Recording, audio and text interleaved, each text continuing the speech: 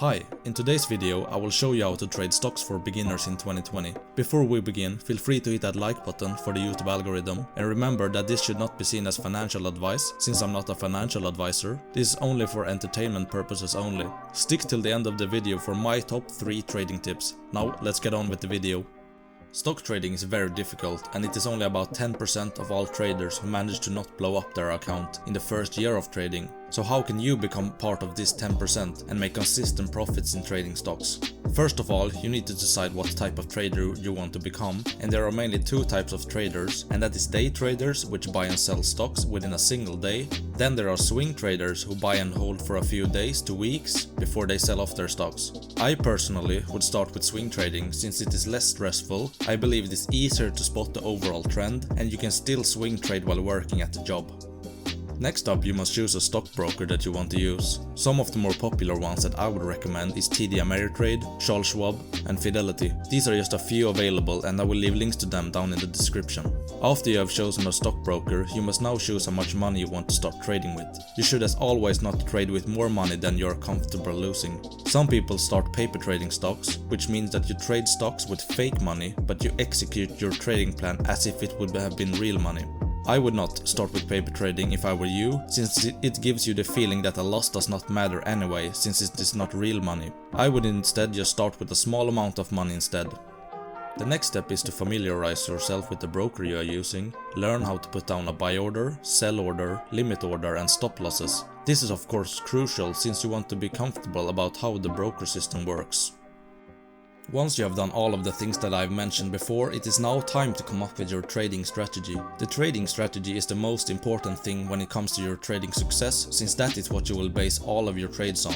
The first part of your trading strategy is to choose what stocks you want to trade. What I would do is to trade blue chip stocks that have a business model that you understand. This will help you make better trades later, even though most, if not all of your trading will be based on technical analysis.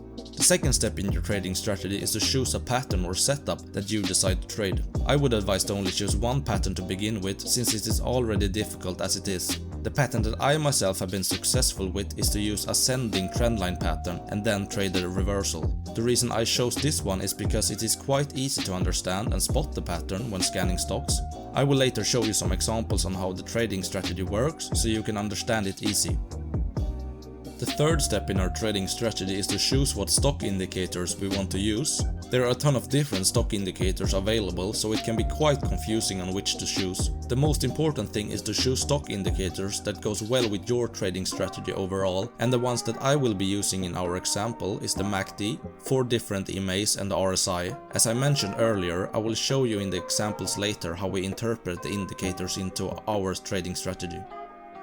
The fourth step is the risk to reward ratio. When it comes to trading, this is probably one of the more important things that you need to be aware of. One of the biggest factors why traders blow up their accounts is because they take too much of a risk on each trade, which then leads to them losing more money than they can afford. I would advise to not risk more than 1 to 2% of your total trading account on each trade. What you need to keep in mind though is the risk to reward ratio, and you want at least to have a risk to reward ratio of 2 to 1. This way, if you manage to win 50% and lose 50%, you will still make money simply because of your risk to reward ratio.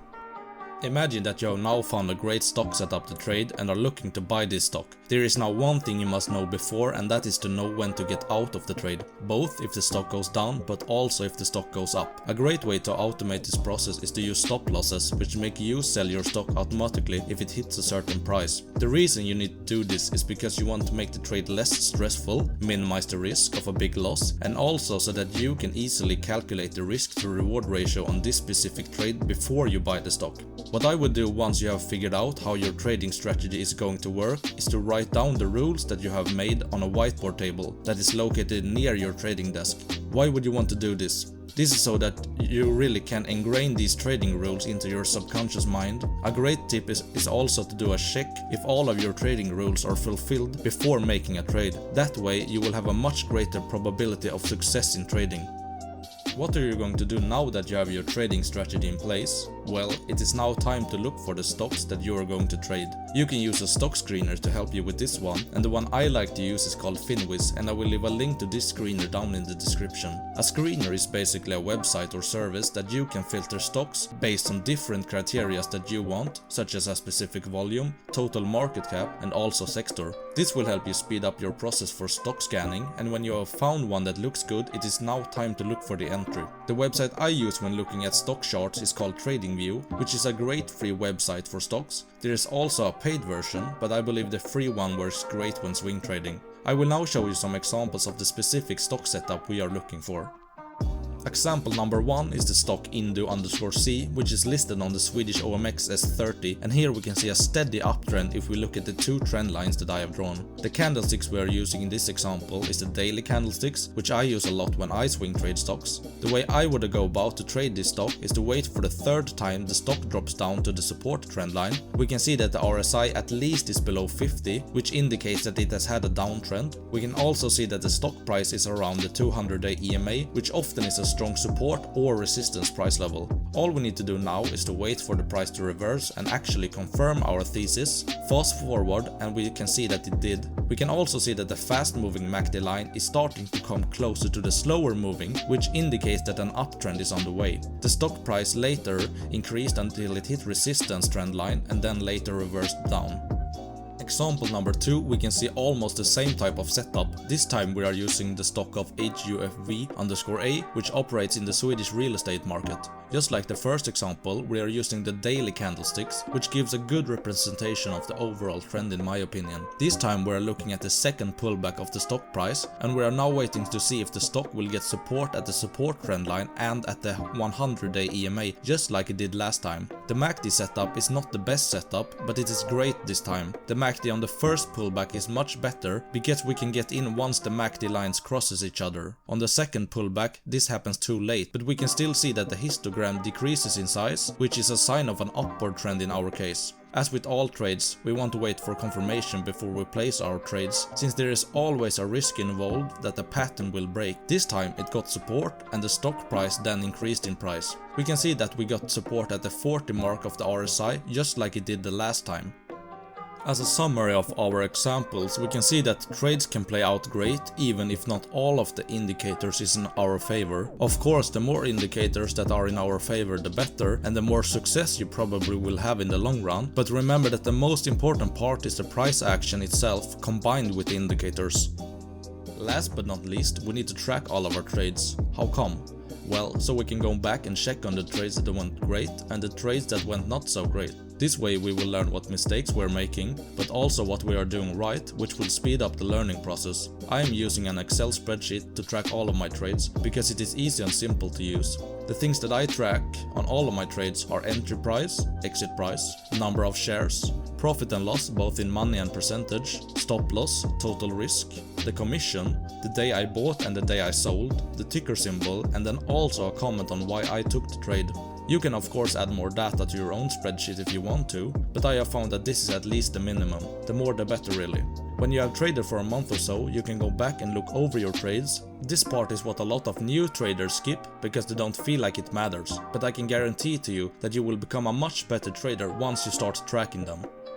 So that was all of today's video. I'll do a quick recap of it before we end the video, and my top 3 trading tips. First of all, you need to choose what type of trader you want to become, and I would choose a swing trade at least in the beginning. Then choose the broker you want to use and also your trading budget. Remember to not trade more money than you are willing to lose. After this, it is time to familiarize yourself with the broker that you're using, learn to put down orders and stop losses. Now it is time for the trading strategy, and that is the most time consuming part. Once you have that done, it is now time to start scanning stocks and then trading stocks. Remember to keep a spreadsheet of all your trades, since you want to be able to track your winners and your losses.